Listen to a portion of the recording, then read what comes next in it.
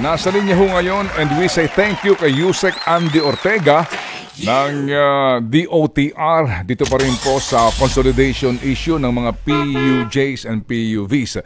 Magandang umaga po, Yusek. Hi Ted, good morning, and kay Ma'am DJ Chacha po, magandang umaga. Salamat sa panahon. Yusek, ito hong inanunsyo ng LTFRB for Metro Manila, 60% daw po yung nag-consolidate na, no? Ito ho'y mix na, no? UV Express at PUJs. Nationwide daw po 80%. Matanong lang po namin kayo, when you say nag-consolidate, nangangahulugan ho ba na sila po ay nakapag-comply na sa lahat ng requirements o ibinilang po kasama dito yung nag-submit lamang ng minimum requirements? Yeah, very good question, Ted, no? Kasi nung una yung nagkaroon tayo ng deadline, di ba, nung December, ano? So, yung rules doon, in-implement rin dito ng LTFRB, parang minimum requirement is pwede na. Parang ang importante is pupunta ka sa LTFRB, no? Tapos, ikaw ay magsasabi, ikaw ay magko-consolidate. So, you will be given the name of your cooperative or corporation. Tapos, may dala kang ORCR ng bawat sasakyan na balak mo i-consolidate at saka ano yung ruta. And you will be filling up an undertaking a certain period of time. Dapat ma-comply mo yung mga requirements para ikaw ay ma-deem as consolidated. So, tama, ikaw ay officially nag-apply ng consolidation, so that's part of that percentage na nag-increase, but you will be given some time to finish all of the requirements para ikaw ay officially consolidated na. Opo. So sir, how do we treat this figure coming from LTFRB? Kasi medyo tricky, no? Pa sinabi, uy, tumaas na yung nag-consolidate, pero sa totoo lang, hindi naman pala officially nakapag-consolidate kasi kulang pa sa requirements. Kailan po kayo maglalabas ng totoong datos? Ilan ba talaga ang officially meron na pong cooperative o korporasyon at nakapag-comply doon sa requirement ng consolidation?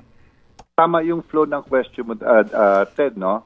So officially, in a few days, maybe in a week's time, masasabi yung percentage of consolidation base sa yung mga nauna na nag-consolidate for how many years, plus yung humabol na nag-sign ng undertaking to fill up or give all the requirements for them to be officially deemed as consolidated. So yun, mga siguro a week, meron na tayong percentage. But after a certain period of time, nagsabi ata si Chairman Guadis, a certain period of time, by then, yung lahat ng undertaking, malalaman mo na ilan sa kanila officially ang accepted as consolidated. So meaning the number will definitely probably change into a certain number kasi by that period, alam mo na kung sila ay tanggap dahil na-meet nila yung lahat ng requirements. Okay, so kumbaga hindi pa ito, parang pwede natin sabihin na itong figure na ito is subject to change kung depende talaga yung maaaprubahan ng DOTR LTFRB dito nga sa consolidation process. Ayan, maliwanag. Tama, Ted. Okay. If I'll just put a number, no? Kasi remember, tayo po ay nagpresenta ng 78.33% mga mid-April 20s po, no? And then nagkaroon ng pronouncement si Chair Guadis, this could reach 80 or a little more. So if ever magkaroon ng final number, the number will probably go down to maybe 78, 77, assuming yung mga nag-apply ay hindi officially nag-consolidate, dahil kulang ang mga requirements, or it could still be retained yung sinasabing 80 or more kung lahat naman 100%.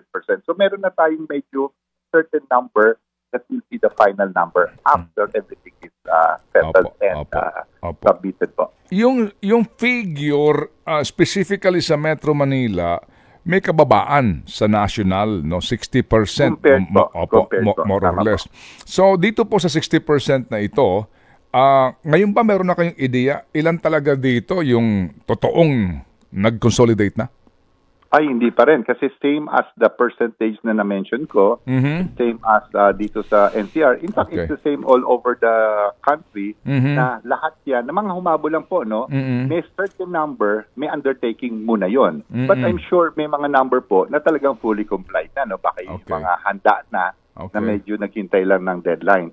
So yung 60% po, yung pronouncement sa Metro Manila, it could be retained at 60 or after a few months, kung hindi nalaman na yung talagang process is final, baka magkaroon pa ng a little movement naman po. Sige. So, sir, di ho ba ang requirement sa consolidation dapat bumuo ka ng either korporasyon o kooperatiba? Tama yun, tama Okay, yun. sige. So, dito ho muna sa korporasyon. So, ang kailangan nyo po dito ay SEC papers na kayo po may approved na ng SEC na korporasyon. Tama yan. Okay. And sa inyo ho ba dyan ngayon, sa mga sigurado pong approved na at nakapag-comply na, ilan po ang korporasyon kung alam po ninyo? Ito, I just got the number, no? Wala lang sa kamay ko. Ang ating kooperatiba officially kooperatiba, no? Is around 1,700, more or less po. Yung sa korporasyon, I think my number is right, 1,088 naman po. Yun yung korporasyon naman po. Yun yung latest na nabigay sa amin ng LTFRB a week or so ago. Okay, pero po, ang total kasi, sa bawat ang total po kasi dito, ang pinag-uusapan natin, medyo marami-rami ang bilang na lalabas po na corporation or cooperatives, di ho ba? Yeah. Yung number na yan, basically, is the total number of cooperative to, no?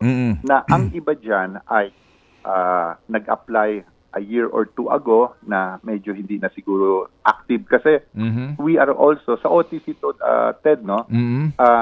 Meron din silang ginagawang proseso to really find out if these are still provisional authority or sila ay fully accredited na. So yung number na yan is hindi exact in terms of fully accredited. Some are still in the initial temporary dahil hindi pa nila either na process or something else. Sige po. Ito pong korporasyon na ito, sir, stock corporation ito, I presume. Kasi kailangan sila mag-corporation para sila ay, siyempre, this is business, no? Kailangan po nilang gawin po yun. Tama po kayo. So, kumbaga, these are all stock corporation kasi nga for profit po ito di ba? Itong mga korporasyon na ito. Okay. Sige. Tama po. Kasi I'll just go back. Yeah. Ito hong sa cooperative, sir. Okay. Sa cooperatives po, di ba meron tayong batas concerning po sa pagbubuo ng kooperatiba under Cooperative Development Authority? Yes, meron silang certain number of requirements bago ka maka-form. Okay. So it has to be met by the cooperative. Okay. Di ho ba ang first requirement po dapat at least 15 members? Yeah, 15 members para makabuo ka ng cooperative. And then dito naman sa consolidation, at least 15 units naman. So medyo parang tugma in a way, yes. Okay, di ba? So 15 members po ito. And basically po, may pangangailangan na mga requirements, no? Itong sinasabi po na economic survey, ito rin po sinasabi nung iba na hindi kasi madali makakuha ka ng permit sa CDA, di ba? Ng accreditation ng permit na mag-function ka bilang isang kooperatiba. Yung economic survey, sir, paano ito mangyayari kung wala ka pang route plan? Basically, when you say economic survey, kasi kasama dyan definitely yung iyong financial capability. Alam mo na, yung mga bawat miyembro magbibigay ng certain amount. Yung tungkol sa route plan, hindi naman po yan, sa aking pagkakaalam, no? But definitely I'll do more research. As of now, what I could say is, hindi kasama yan doon sa pag-apply mo sa CDA. Sa CDA basically is you will have to register yourself sa CDA, ano? That's the first step. Ang next step naman po, pupunta yan sa Office of Transportation Cooperative para ikaw ay magpaka-accredit. On the part of OTC, wala pong nakalagay doon for you to be qualified or approved as accredited based on that requirement. Sir, sorry kasi the Cooperative Development Authority law says na ito yung mga requirements Economic survey, articles of cooperation and bylaws, surety bond of accountable officers, treasurer's affidavit, approved cooperative name reservation slip, certificate of PMES. Isa pa ho ito sa problema ho ng mga nakakausap ko kasi ang sinasabi po mismo, no, mismo po dito po sa panuntunan din itong Office of Transportation Cooperatives, ha, ang dapat po, ang dapat na paid up capital minimum para sa PUJs is 300,000 pesos. Kaya may iba, kaya pala naniningil ng membership fee yung iba, kasi para ka makapagbuo ng isang kooperatiba, kailangan ka meron munang paid up capital minimum 300,000 pesos. Sa CDA naman, kailangan din daw po ng tigki 15,000 na sapi, halaga 15,000 pesos na share capital ng bawat isang miyembro. So, paano kaya ito yung isang pobreng jeepney driver? Paano ako makapagpo-produce ng 15,000 na cash? Yeah, that was raised to us, I think, 6 months ago or more when I was still with OTC. Kaya naglabas kami ng MC kasi requirement ng CDA yan eh. Hindi naman po kami pwedeng umalis sa requirement ng CDA. So what we did, yung mga, kunyari, 15 yan, di ba? And then i-divide natin sa 300,000, aabuti ng 20,000. Ang ginawa namin is, they have more, 1 year bago nila ma-fill up yung paid up capital.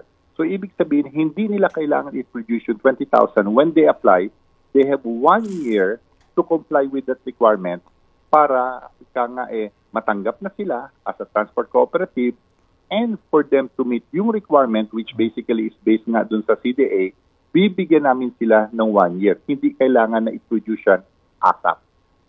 May issuance po iyon, sir? I mean, kami mismo sa may formal issuance kayo doon. Tama po kayo.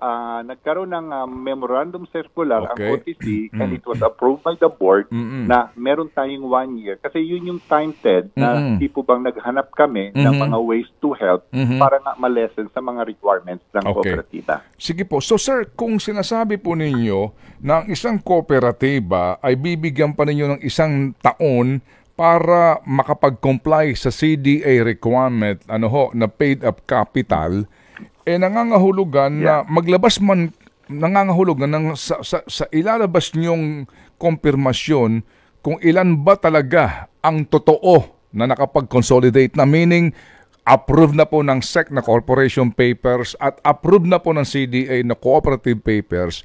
Nangangahulugan na itong maaring ilabas ninyo, considering na may mga hindi pa nakapagbayad nito pong paid up capital, maghihintay pa tayo hanggat makapagbayad sila. So hindi ka pa nakakasiguro kung talagang buo na yung kooperatiba o hindi pa.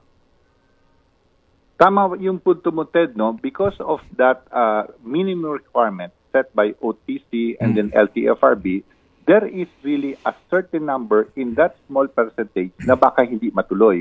Ngunit kasi kung titingnan natin mismo, let's look na lang siguro, Ted, yung number ng before December. Kasi December nagtagsa. Before December, we already reached 70%. So definitely, hindi na tayo bababa 70%. Kaya nga, nung nagpresenta po kami sa Pangulo, we were very confident to say yung 70% because yun talagang sigurado na. And then yung minimum nga dapat is mga 60 or 65 to be viable. So parang anything after 70% is really parang a plus factor na lang po doon sa numbers. But in terms of numbers that is really required para masabing tama, buo, we've already achieved that since November para mapoted. Kung sakasakali ho ba na mabuwag yung kooperatiba for whatever reason, ano po ang kanilang magiging standing dito po sa PUV Modernization Program? Kasi kung mabubuwag yung kooperatiba, for whatever reason, pero it's really a process. Like ako, I sat sa OTC, Ted, February, umalis po ako itong April.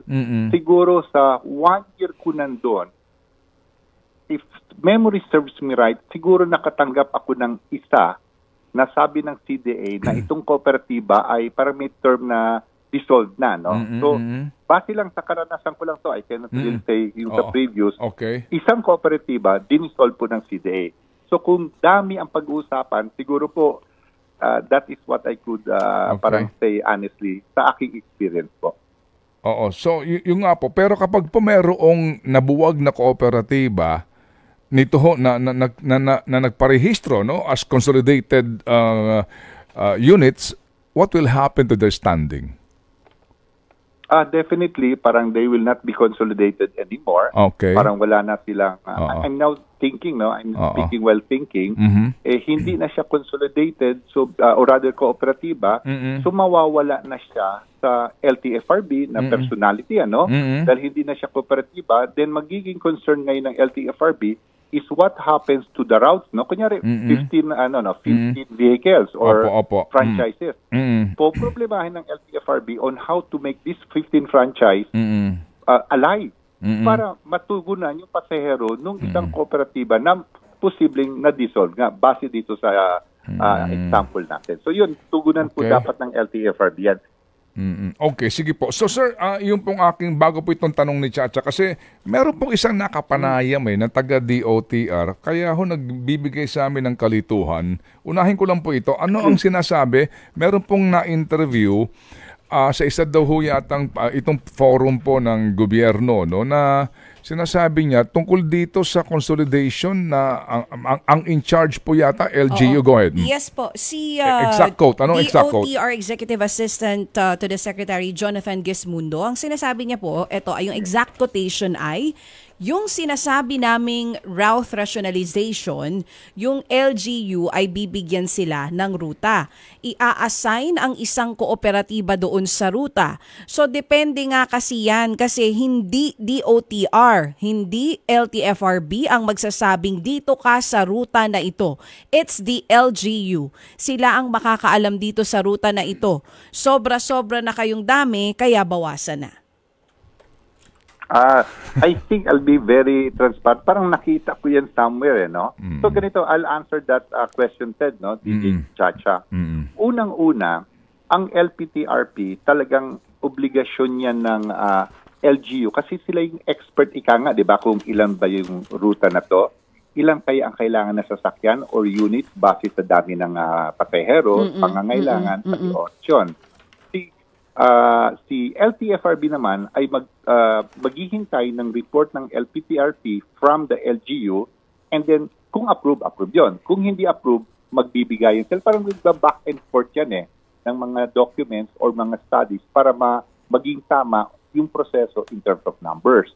So once the number from the LGU is accepted by LTFRB, dahil tama nga sila, then i-approve yan ng LTFRB and then pupunta na ngayon sa Sangguniang Bayan or Panlalawigan for them to formalize yung studies na nagawa ng LGU kasabay sa pag-alalay ng LTFRB.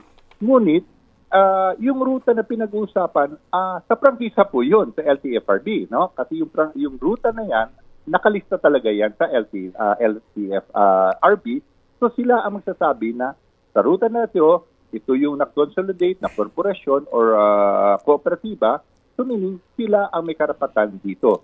Ngunit yung dami ng numero po, na po yun, LPTRP na yun between LGU/LTFRB. Baka medyo may mali lang sa pagsabi or pag-intindi po ng PNR. Nakapagbigay po ito ng kalituhan, Yusek, kasi parang ang dating lumalabas na tanging responsibilidad ng LGUs yung pong route plan. Sir, alam naman po natin na ito pong example, itong Metro Manila Urban Transport Integration Study, itong MUSEP, di ba? Alam niyo po ito?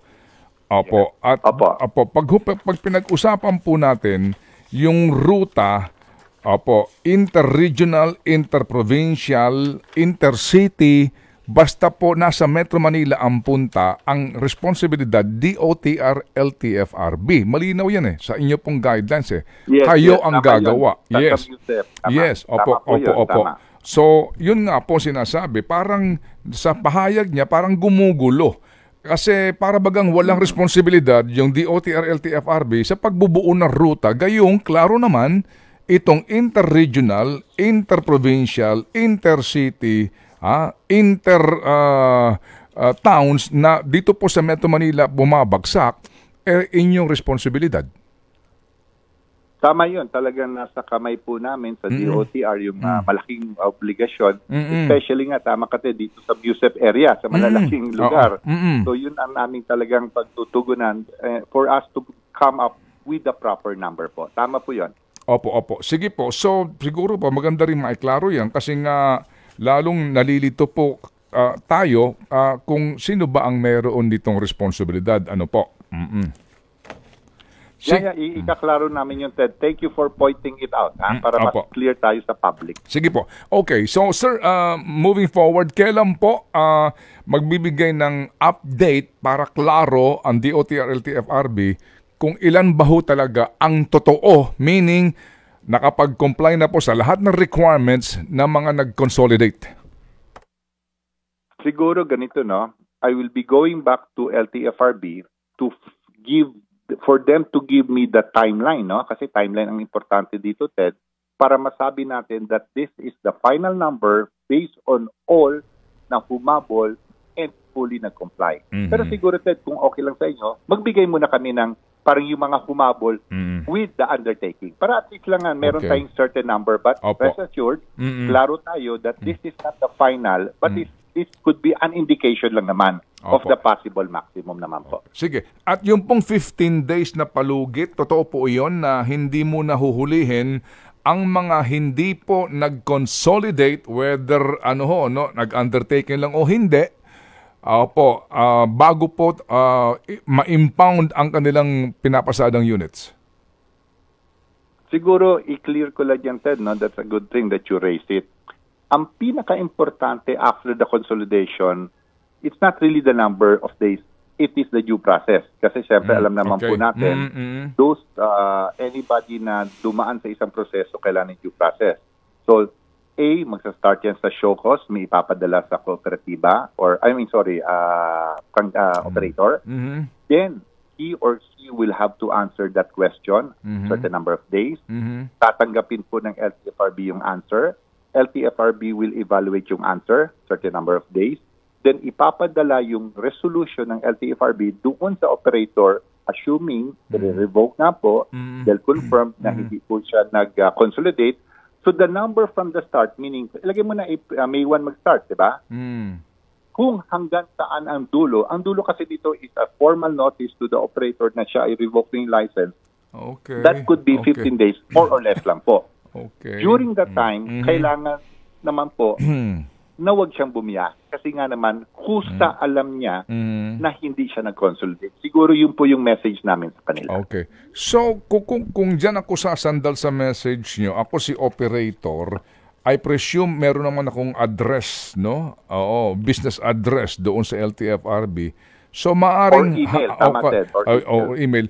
Opo, kung due process, hanggat wala akong tinatanggap na official notice from DOTR LTFRB na pinagpapaliwanag ako at hindi ako nakapag-comply doon sa number of days na iyon, pwede akong bumiyahe. Siguro ang aking suggestion and position, medyo tama ka, Ted, no? Parang lalayo ako sa ganong klaseng pagtingin kasi sabi ko nga, kusa alam mo na hindi ka nag-consolidate, alam mo na pag ikaw ay hindi nag-consolidate, ikaw ay hindi kasama sa programa / yung sa prangkisa. Siguro, kesa magkaroon ng debate ganyan sakali about that, I think it's just fair sa operator kasi operator, nag-decision naman po siya for whatever reason hindi mag-consolidate.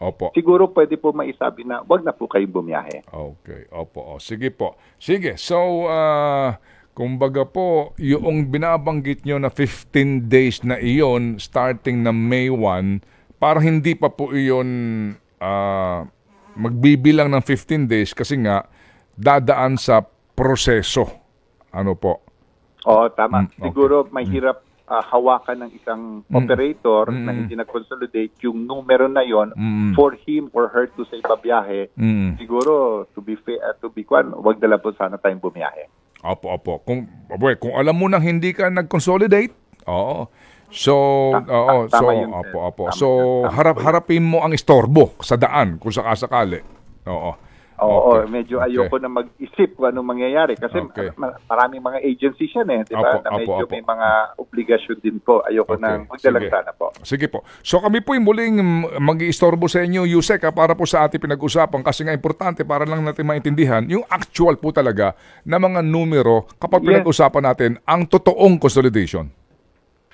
Tama yun, Ted. Sa dulo nito, we have to know the exact number para for our information and for whatever reason. Pero siguro, Ted, if I may, no, like nasabi ko kanina, parang meron na tayong minimum percent which is really above the requirement or yung tingin naming tama. So doon siguro muna kami nakasandal. But rest assured, we will give the numbers and then yung final numbers will come in later. Okay, sige po. Salamat po na marami. Ted Filon at DJ Chacha. Ngayon, nasa Radyo 5, 92.3 News FM. Monday to Friday, 6 to 10 a.m.